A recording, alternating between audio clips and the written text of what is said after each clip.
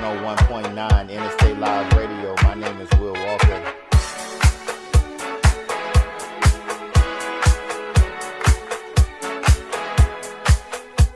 Giving you the news you can use while you cruise.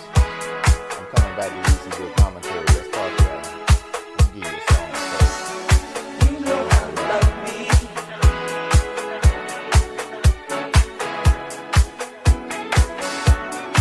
You know how to love me.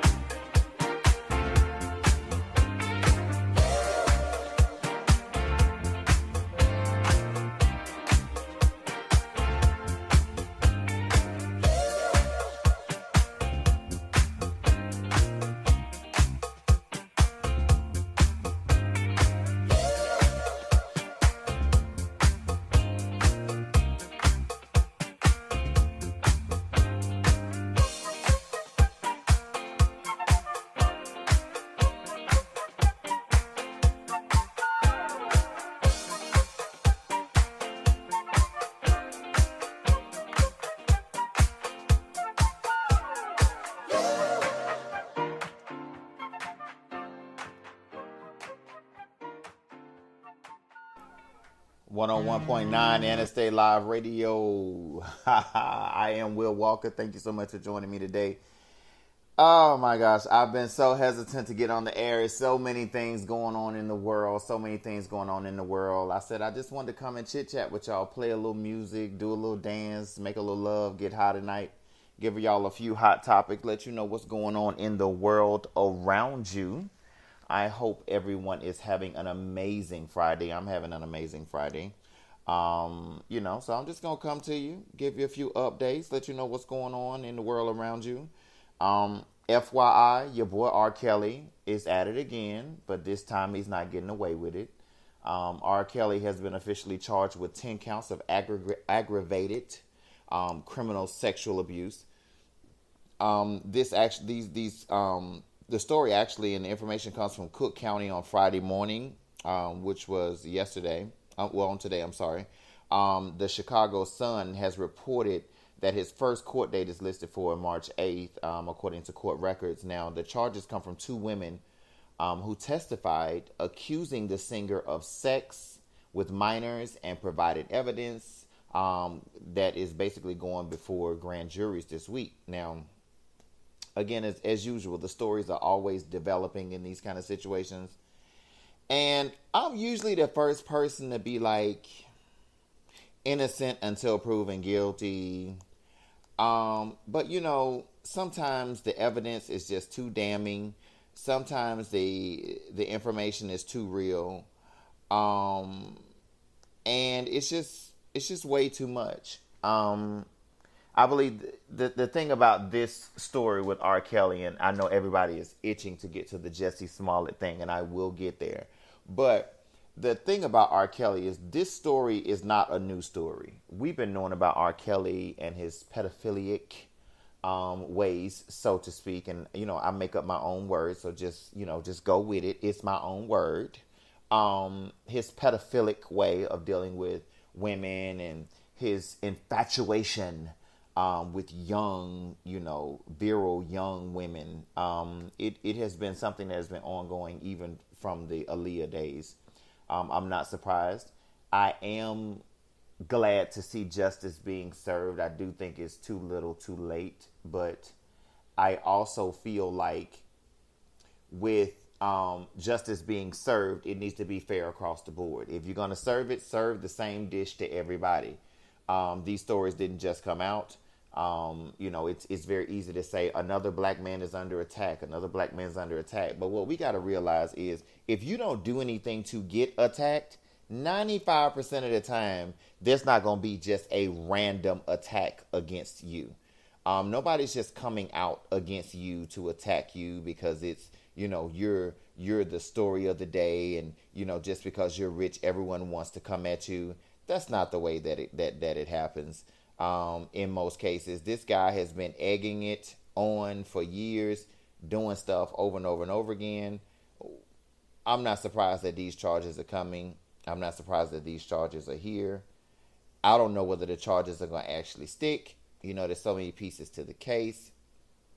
We have to keep in consideration a lot of the people that are coming in to testify are people that he was throwing money at for a long time. And when his money got a little tight and he could not pay them, then all of a sudden, it becomes a problem. Everyone's ready to testify against him because he's not buying them cars. He's not giving them money.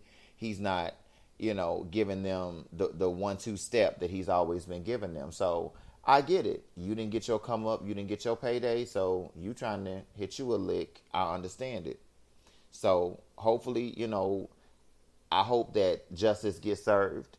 I hope that the right person that has been harmed comes forward and feels whole after this situation. And I hope that that's the long and short of it. So I hope you get what the universe wants you to have, R. Kelly. Yeah. Now, in other news, we definitely have to get to the gorilla in the room. Everybody wants to talk about Jussie Smollett. I've been having so many people asking me about the Jussie Smollett thing. Well, my opinion on the Jussie Smollett thing is a little 50-50. I'm definitely going to be on the air later on talking to Hope Giselle, who is a LGBT activist who is very, very insightful on these kinds of things. I probably will be bringing onto the show maybe next week Eric Dillard to talk about a few of these topics. But the gist of most of this is Jesse was arrested on Thursday for allegedly filing a false police report of an incident that supposedly happened where two men attacked him at 2 o'clock in the morning as he was going to Subway, wink, wink, because we all know Subway is open to 2 a.m. Yeah. My problem with that, and I digress. I'll come back to that. But the story goes, he went out to get something to eat, 2 o'clock in the morning, allegedly.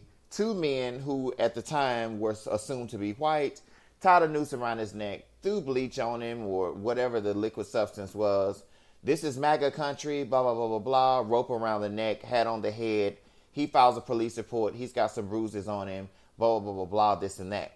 And it turned out that the police are uncovering a lot of information saying that the story is not quite coming together, and that he knew the two black guys, black men, by the way, who, just on a side note, everyone was saying that these guys were foreign. They may look African, but they are American, and they were born in Chicago. They are brothers, and they are born in Chicago, and they are American citizens. So let's clear that up. Second of all, he allegedly, after some time, had been planning this and had made phone calls to the brothers before the incident and after the incident. He has interacted with them allegedly in they've found footage of the brothers meeting with him, hanging out with him. He allegedly paid them $3,500 each to carry this out. They were supposed to give him a few bruises and this and that. Here's the thing. A lot of this is common sense. I would like to say Jesse is innocent. That is my ideal way of wanting to look at this. I'm the idealist, and I would say to myself, like, why wouldn't he be innocent? Why would someone intentionally do something like this? Why would someone intentionally put themselves in the spotlight and make themselves a victim and even a martyr, some might say? I just don't get it. I'm wondering, what did he expect to really come of this? Now, other people are saying that in his defense, that he was a one-hit wonder, a Saved by the Bell kind of superstar on Empire. His career is coming to an end. He saw the end coming, and you know, as they say in the wilderness, honey, animals are their most fierce when they see the end coming.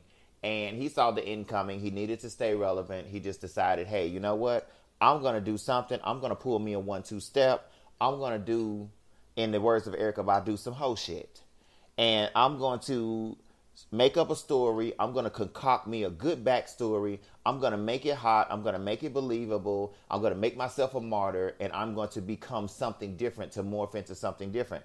Now, I get that, and then I don't get it. He should have did this more like a Real Housewives of Atlanta kind of way, where someone like Nene, who was a stripper, came onto the show, became a household name as a Real Housewife, and spent off and turned into a media mogul. She turned into a clothing mogul. She got a clothing line on HSN, and then she got the store, and then she got this and that. Diversify yourself with business ventures. Don't make yourself a celebrity whore that wants to be a celebrity whore for life. And that's where he got stuck. I do believe that his greed for wanting to keep the spotlight is what has turned him into a celebrity whore, which has turned him into where he is. And again, all of this is alleged. This is just my interpretation of how I see the situation. And that he was actually, in the words of some of the accusers, of some of the other people that recorded the story, saying that he basically as I quoted, took advantage of the pain and the anger to promote his career.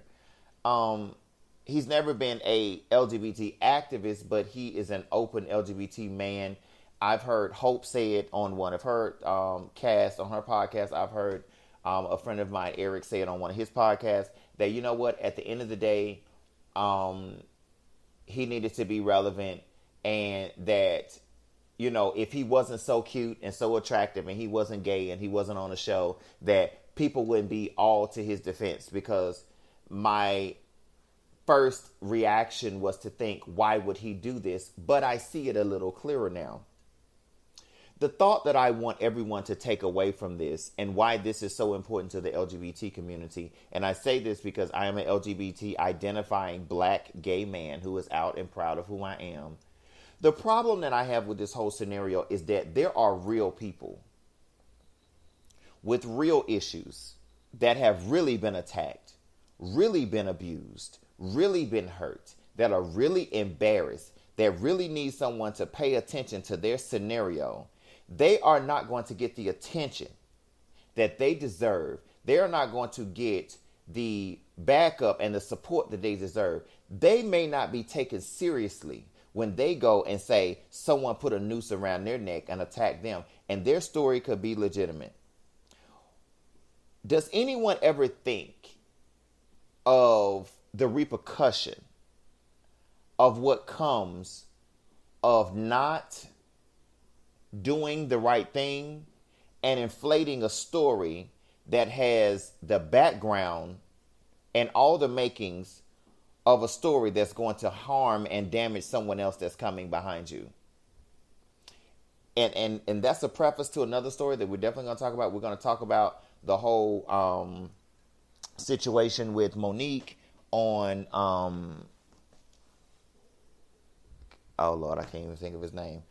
Monique having an interview and having a situation that came about. We're going to talk about that more coming up a little bit later in the show. People, be mindful of what you do. Everything you do has a repercussion. Everything that you do has a sound. A lie has a sound. The truth has a sound. People know a lie when they hear it.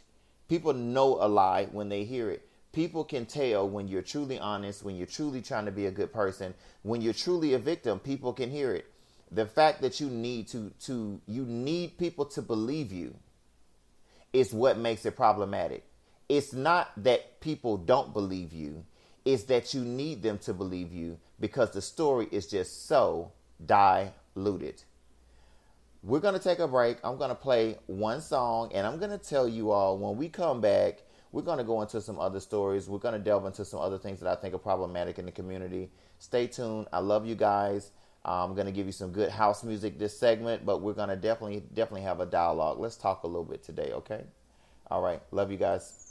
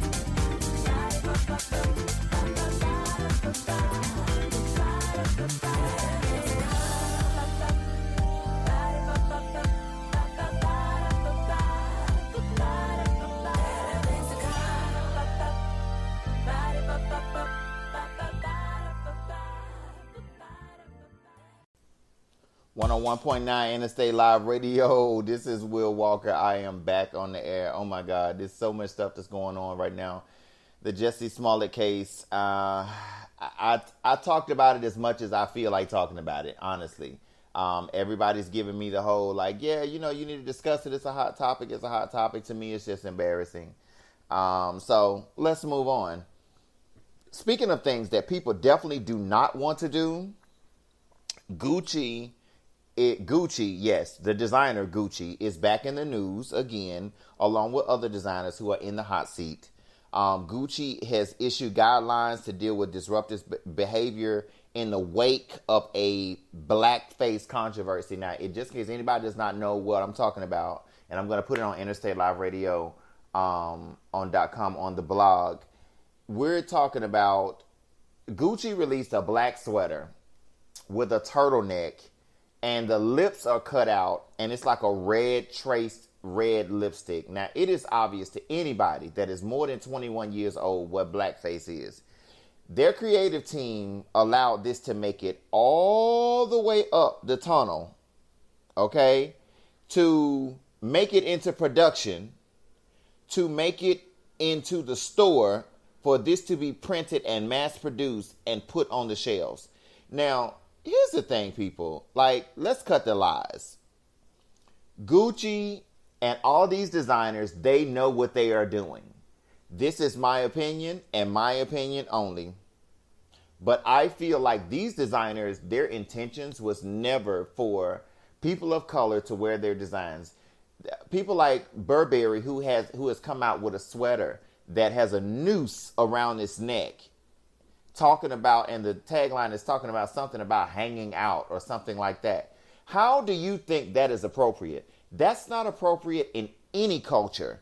People have been hanged, disproportionately attacked, and treated bad disproportionately. Not only African Americans, not hanging has been something that has been used as the most disrespectful form of torture and killing in every country all over the world. They do it in Pakistan. They do it to blacks. They've done it to white people. They've done it to every nationality. It is a disrespectful way for someone to die and be punished for any kind of crime or something that was supposedly done against humanity, and that was their punishment.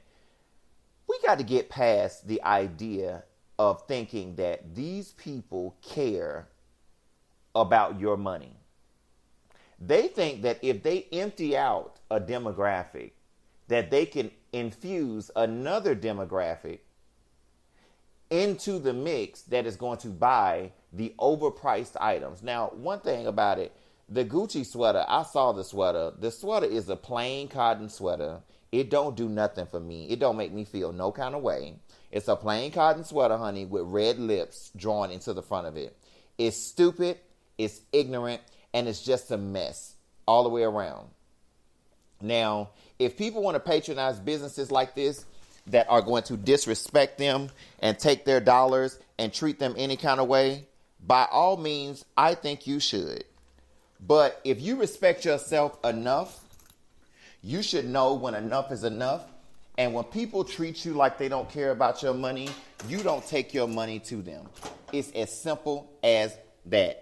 It does not take a rocket scientist to understand that. It doesn't take a true believer to get that. Don't let people disrespect your money. You work hard for your money. You go to work and stand on your feet, some of you. Stand and sit at your desk all day to earn money, to take care of your kids, to buy them these nice things that they want to wear. And you go out and spend $300 on a blouse or a sweater so that someone else can disrespect your child, your nationality, and your history. We've got to grow up. We've got to grow up. There is so much more going on in the world that we could be investing our money in. And people, especially black people in the community, stop buying your children $300 sneakers and they flunking out of school. You don't need no $300 Jordans to go to school and flunk out in. I have seen some grown-looking flunking out children with some $300 shoes on. And see, the problem here is this. When people like Ricardo Tisci who is the creative director for Burberry, issues an apology saying they're deeply sorry for including a noose hoodie in the Burberry show. It is their condescending way of letting you know, I'm in control, you're going to buy it anyway. Yeah. You think that you're in control because it's your dollars. No, darling, you're not in control. You're only in control of what you spend, but they're in control of the branding. And people of color especially have been guilty of allowing branding to control their decision-making ability. Example. Apple has the number one, has been for the longest, the iPhone. I have seen people on the bus with an iPhone 10. I've seen people get on the bus. I'm in the car, sitting at the traffic light, and see somebody get on the bus with an iPhone 10. You got $1,000 phone, honey. Guess what? You could have put $1,000 down on a car. Your priorities are completely shifted and out of order. When you allow people like this to come into your community, an underserved community, by the way, sell you overpriced clothes in an effort to give you a status symbol to show you what you should and should not be, you should be ashamed of yourself. It's as simple as that. Ashamed of yourself. Parents, listen. I'm telling you, if you're going to give your child $500 worth of clothes, you need to invest in a $500 business for them. Kids now can get online and open up a PayPal account and get on Instagram and make $1,000 a week, honey. Selling stupid stuff. Money is out there. Give your kids something that's sustainable. Don't give them no shoes they're going to go outside and dog out. And speaking of shoes and clothing, I want to give a shout out to Karl Lagerfeld. Anyone that doesn't know Karl Lagerfeld was the driving principle behind Chanel, and for a long time, if I'm not mistaken, Louis Vuitton. He passed at the age of 85. Karl Lagerfeld was an icon, and anyone that doesn't know who Karl Lagerfeld is, fashion just isn't your thing. Karl Lagerfeld is an icon, and reportedly, his over $100 million estate was left to his cat. Yeah. He left it to his cat. There's so much that I could say about that, but let me give this input. The reality behind someone like Karl Lagerfeld, who's 85 years old, and this is my opinion, a gay man, allegedly. I'm going to say allegedly because there's no stories. I think he was gay, but whatever it was, he was single. He was 85. He was fabulous. He's a designer. It don't take much to put the dots together. Someone like Karl Lagerfeld, at 85 years old, dying at a ripe age, which means he's enjoyed his life. He has enjoyed his life thoroughly. Dying and leaving all of his money to a cat lets us know that we are too focused on the wrong thing. There is something to be said about relationship, love, being in love, and being in the right position mentally. I know this was not the show that you all expected to hear today, but I'm telling you, I just had some things on my mind, some things that just randomly come to me, and that's why I entitled this show The Chit Chat with Will Walker, because I just want to talk to you all just about life. I am so disturbed by people that put success, and I'm not saying that Lagerfeld did this because I don't know his life, but I do know the trend in the LGBT community. I know the trend in the straight community. I know the trend in life, period. We put so much emphasis on being fabulous, dressing well. We put so much emphasis on making money, And oh yes, I have this and I have that and look at me and oh my God and blah blah blah. You put so much emphasis on all these things, but you never focus on companionship. You never focus on love. You never focus on giving back. You never focus on philanthropy. You never focus on stepping outside of yourself and reproducing what it is that your life was supposed to be like and passing it on to someone else. We have to do that because it is a bad and sad situation for you to get 85 years old and die and leave your money to a cat. Yeah. Now, that's my only thought on that. That's my chit chat on that story. Now, speaking of leaving your money to a cat, Steve Harvey got into a very heated argument with Monique on the Steve Harvey show. And he said later that he regretted the argument. And he said, I've got to slow down when I'm talking. Because I think that he was trying to get his point across so bad that it came out wrong.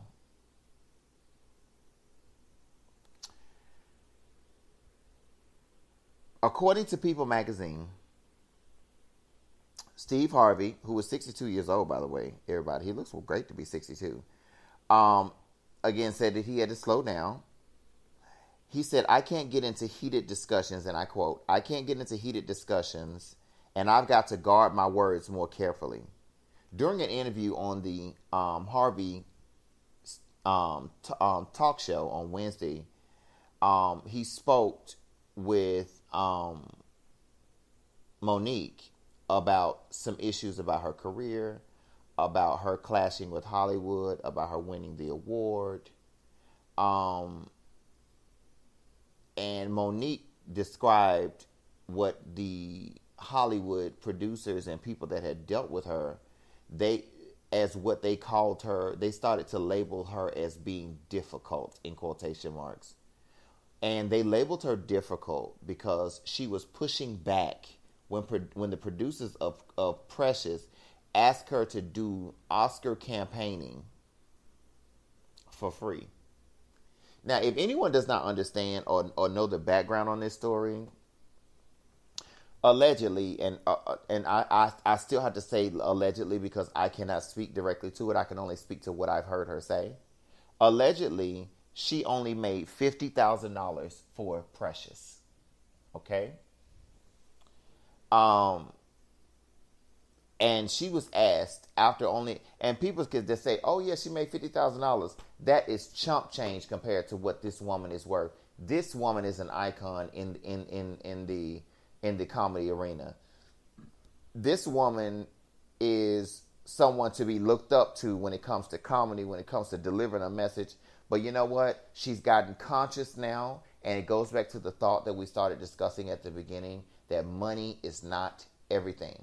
If you can't wake up and look at yourself in the mirror and not feel like you sold everything just to get things in your hand, the money was not worth it. It wasn't. Now, Harvey reportedly said, I take full responsibility for what came out of my mouth, but I can't say that I didn't say it. And this was in an interview with People magazine. He said, but people that really know me, I have lived my whole life as a man of integrity. So when I referred to integrity in the interview, I was talking about the method in which things are to be done, and that this wasn't the way I wanted it to be. Here was my problem with the Steve Harvey situation. Okay? Steve Harvey said, and I am paraphrasing, okay? Steve Harvey said in the interview with Monique that this is not a black game or a white game. This is the money game. And I can't let my pride and my integrity come between me and the money that I pass down to my children. Okay. On a shallow note, I get that. On a shallow note, I get that. But on a more broad note, I want you to get this. To everyone that thinks that you need to compromise to show your children what it's like to be successful, the devil is a lie. Compromising to show your children that you're successful is like being a prostitute all night and taking your children to church in the morning. It would be better for you to show as an example to say, you know what? I'm doing the Steve Harvey show and I have a show. I was offered this $2 million deal, but I turned it down because they wanted me to do something that was against my morals and my judgment. We're doing well as it is. We're millionaires already. But see, more money does not mean more success. More money just means more money. You got to teach your children to build a brand around themselves, to build acknowledgement around themselves, to build their self-worth around themselves. Until you teach your children to build their self-worth around themselves, we will always have children that think that money is the answer. Why do you think it is that Caucasian kids that grow up with trust funds very often end up veering off into the Netherlands with no cell phone, no laptop, and they're just like, I just want to unplug from society. I just want to live on the earth. I want to have a garden. I want to do this and that. Because once you have the money, you realize what money is. Money is a tool to secure freedom. Once you have used the money to secure freedom, it is no longer any good. One Mercedes or 5 Mercedes is the same thing. Because when you die, you will die and be buried in the same box that someone that had nothing and made $10,000 a year is born in. You cannot take it with you. The only thing that matters in your life is what people remember you for. And the question is, do you want people to remember you for being rich? Or do you want them to remember you for being an amazing person? I'm gonna play one more song. This song is called Superman by Black Coffee. I'm gonna come back with my final thought and I'm gonna let you go. I do have another segment that's gonna come on tonight at 9 p.m. I will be speaking to the fabulous Hope Giselle. And she is out of Miami. She is an LGBTQ activist that will be speaking about. We're going to be speaking. You know what? Actually, we don't even have a full format of how we want to speak tonight. We're just going to let it flow. But it's going to be an open discussion, a dialogue that I do not think that you want to miss. Again, this is Black Coffee. We love you guys. Stay tuned to the music. I'll be back with my thought for the day.